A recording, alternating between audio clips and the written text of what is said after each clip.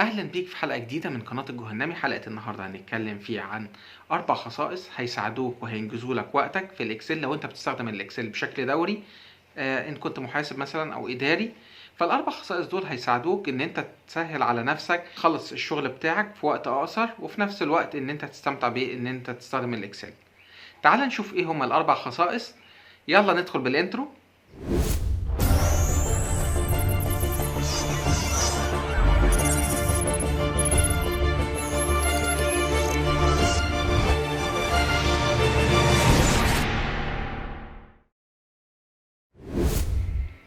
تعال اقول لك على اول خاصيه معانا، وهي خاصيه الالاو ايديت رينج. الاو ايديت رينج لو انت عندك مثلا 2 محاسبين او عندك فريق من العمل، وانت عندك جدولين وعايز كل واحد ان هو يستخدم جدول منهم بحيث ان التاني ما يستخدموش او ما يقدرش ان هو يعدل فيه، وتقدر ان انت تسحب الداتا دي منهم. تمام؟ يعني عندك مثلا واحد بيستخدم المبيعات والتاني شغال على الجزئيه الخاصه مثلا بالاصول، بحيث ان كل واحد يعدل في الجزئيه الخاصه بيه بدون لما يدخل على شغل التاني. تعال اقول لك تجيبها ازاي. لو انت دخلت هنا على قائمه ريفيو، ومنها عملت بروتكتد شيت مثلا، وكتبت الباسورد الخاصه بيك، وجيت تعدل على الشيت الخاص بيك، اي حد عايز يعدل عليه مش هيقدر يعدل عليه. طيب انت دلوقتي هتقدر تعمل ايه بحيث ان هو كل واحد يشتغل على الجزئيه الخاصه بيه بدون لما يدخل على شغل التاني، وتقدر ان انت تعمل حفظ للشيت نفسه، بحيث ان انت تحافظ على البيانات علشان خاطر كل واحد يشتغل بالجزئيه في الجزئيه الخاصه بيه. تمام؟ هتيجي هنا وتقوم معلم على اول جدول، وهتعلم من هنا allow edit range، وزي ما انا قلتها لك من قائمه ريفيو، وتختار نيو. هتلاحظ هنا ان هو كتب لك التايتل، هتكتب مثلا جدول واحد. هتلاحظ هنا ان هو علم لك على الرينج اللي انت معلم عليها. طبعا لو انت عايز تعدله تقدر ان انت من هنا وتقوم معدل ايه الرينج الخاص بيك، ومن هنا هتكتب الباسورد. هتكتب اي باسورد، هو الوحيد اللي هيقدر ان هو يعرفها هو اول شخص انت هتكلفه بالجزئيه الخاصه دي. وهتعمل ابلاي وهتضغط اوكي، وهتيجي من هنا هتعمل بروتكت شيت. هتكتب باسورد غير الباسورد اللي انت كتبتها في الجزئيه الخاصه بالجدول. لو انت جيت هنا وقمت معلم كده مثلا انت عايز تغير اي حاجه، او مثلا هنا انت عايز تعمل اي جزئيه، هتلاحظ ان هو بيقول لك ايه، بيقول لك ان انت ما تقدرش تعمل اي ايديت في الشيت. لكن لو انت ضغطت هنا مثلا هتلاحظ ان بيقول لك ايه، بيقول لك دخل الباسورد الخاصه بيك. فانت تقوم مدخل الباسورد، وتقدر ان انت مثلا تعدل اي جزء اي بيان. تمام؟ وتقدر تعدل بياناتك. طيب انت دلوقتي عايز تضيف الجزئيه او الجدول رقم 2، هتعمل unprotect sheet البدايه، وتقوم معلم عليه، وبعد كده هتقوم انت عامل allow edit range، وهتختار. هتلاحظ هنا ان هو ممكن تقدر تعدل على الجدول رقم 1. ممكن تقوم دايس نيو وهتعمل جدول 2، وتكتب باسورد تانية غير الباسورد اللي هي الأولانية الخاصة بالمحاسب التاني. هتلاحظ إن أنت عندك جدول 1 وجدول 2. تمام؟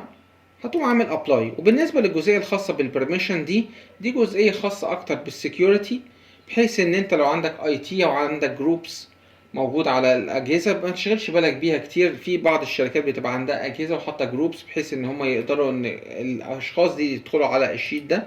دي خاصة بالشغل اي تي وكده. هتيجي من هنا تعمل بروتكت شيت، وهتقوم مدخل الباسورد، وهتقوم عامل اوكي. تمام؟ هتلاحظ هنا ان انت ما تقدرش تعدل في اي شيت، لكن انت هنا تقدر تعدل لو انت دخلت الباسورد الخاصة بيه. طيب لو هو حاول يدخل الباسورد هنا الخاصة بالمحاسب رقم 1 في الجزئية الخاصة مثلا بالمحاسب رقم 2، هتلاحظ انه بيقول له ايه، الباسورد اللي انت دخلتها دي مش سليمة، لازم يدخل الباسورد الخاصة بيه علشان ان هو يقدر ان هو يعدل. تمام؟ ده كان بالنسبة لأول خاصية معانا. تاني خاصية معانا هي حاجة اسمها النيم مانجر. النيم مانجر دي من الخواص المفيدة جدا، بحيث ان انت لو عندك مجموعة بيانات مثلا زي دي وانت بتستخدمها في اكتر من استخدام وانت عايز تحتفظ بالبيانات دي، بحيث ان انت تفضل معاك ان انت تقدر تجري عليها اي عمليات، وليكن عمليات حسابية، اي عمليات، بحيث ان انت تقدر تستدعيها في اي وقت.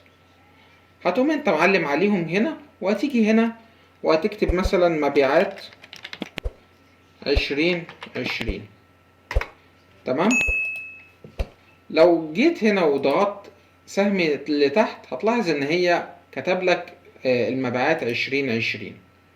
طيب تقدر ان انت من خلال ان انت لو جيت حبيت تعمل اي عملية تكتب بس مجرد تكتب مبيعات، هتلاحظ ان هو كتب لك مبيعات 2020. لو انت ضغطت عليها دبل كليك هتعلم عليها، وتقدر ان انت تعمل عملية الجمع مثلا عليها. لو انت قمت مجمعهم زي ما انت شايف كده، انت قمت معلم عليهم، عايز تعرف ان التجميعة دي سليمة ولا لا، هتلاحظ ان التجميعة سليمة. طيب انت دلوقتي عايز تعرف هي الجزئية الخاصة بالنيم مانجر دي فين. كل اللي انت هتعمله هتقوم جاي مثلا على قائمة فورميلا وهتختار، هتلاحظ هنا النيم مانجر. لو انت ضغطت عليها هتلاحظ ان هي ايه، النيم مانجرز بتاعتك كلها هنا. تمام. تقدر ان انت تعدل عليهم او تقدر ان انت تمسح اي جزئية. لو انت عملت كده هيقول لك ان انت عايز تمسح مبيعات 2020. لو انت قلت له ماشي اوكي وقمت عامل كلوز، هتلاحظ ان هي ايه النيمز، علشان انت مسحت المبيعات 2020. ولو اخدت بالك من هنا مش هتلاحظ ان هو مسحها لك. طيب ده بالنسبة للخاصية رقم 2. الخاصية رقم 3 من الخواص المهمة جدا ومن الخواص اللي بتساعدك على حاجات كتير، وهي خاصية حاجة اسمها الكاميرا. الكاميرا لو انت علمت على اللي هي انت علمت على الجزئية الخاصة دي وقمت ضاغط على الكاميرا، تمام، وقمت مثلا مختار الجزئية دي، لاحظ ان هو ايه، عمل لك سكرين شوت او عمل لك صورة للجزء اللي هي البيانات اللي انت اخترتها. طيب دلوقتي هل البيانات الصورة دي ثابتة؟ هي ثابتة، بس فيها مميزات كتير. اول حاجة تقدر تعدل عليها من الجزئية الخاصة بالصور. تمام. لو انت غيرت رقم هنا مثلا هتلاحظ ان هو اتغير معاك هنا، فهي editable، ودي من دايناميك، يعني صورة دايناميك. طيب هتفيدك في ايه؟ هتفيدك ان انت لو بتعمل برزنتيشن مثلا على الاكسل وانت عايز ان انت مجرد ان انت تغير في بعض البيانات فتتغير هنا، تقدر ان انت تعملها. لو انت الجدول ده هو جدول نهائي مثلا، هو مجمع لك مثلا زي الخزينة، انت عندك خزينة 1 خزينة 2 خزينة 3، وتقدر ان انت تاخد التجميعة دي بحيث ان انت لو زودت على الخزنة تقدر ان هي انت عايز تشوف في النهاية خالص هي التجميعات بتاعتك دي وصلت لايه، تقدر ان انت تعملها. ده كان بالنسبة لثالث جزئية. رابع جزئية معانا هي من الخواص المهمة جدا في الاكسل وبتسهل عليك حاجات كتير قوي، وهي خاصية الفلاش فيل. خاصية الفلاش فيل دي انت لو عندك مجموعة من البيانات زي كده وانت محتاج ان انت تقسم البيانات دي، انت طبعا منزلها من السيستم، ادي الاسم محمود احمد، قسم الامن مثلا، الراتب 8153. طيب انت دلوقتي عايز ان انت تفصل البيانات دي بطريقة يعني سهلة وبسيطة. كل اللي انت هتعمله ان انت هتقوم مثلا جاي هنا وتقوم ناسخ محمود احمد او تكتبها بايدك مفيش اي مشكلة، وبعد كده هتقوم دايس كنترول اي. كنترول اي هتلاحظ ان هو كتب لك ايه، اول جزئية اللي هو الاسم. انت مثلا عايز تاخد الراتب تقوم واخده مثلا كده او تكتبه مثلا بايدك هنا 8153. تمام. وتقوم دايس كنترول اي، هتلاحظ ان هو كتبه لك. وتقدر طبعا هنا تكتب الاسم وهنا تكتب الراتب. تمام. يعني بخطوة بسيطة جدا سهل عليك، بدل ما تفضل تكتب مثلا كوبي بيست او ان انت تبدأ تكتبها بايدك. الخاصية دي بتسهل عليك حاجات كتير قوي وبتوفر عليك وقت كتير قوي. وزي ما شفنا ايه هما الاربع خصائص. يا ريت لو عجبك الفيديو اضغط لايك للفيديو، وكمان سبسكرايب للقناة لو انت عايز تشوف فيديوهات اكتر، وشير الفيديو لاكبر عدد من اصحابك علشان زي ما انت استفدت هما كمان يستفيدوا. اشكركم.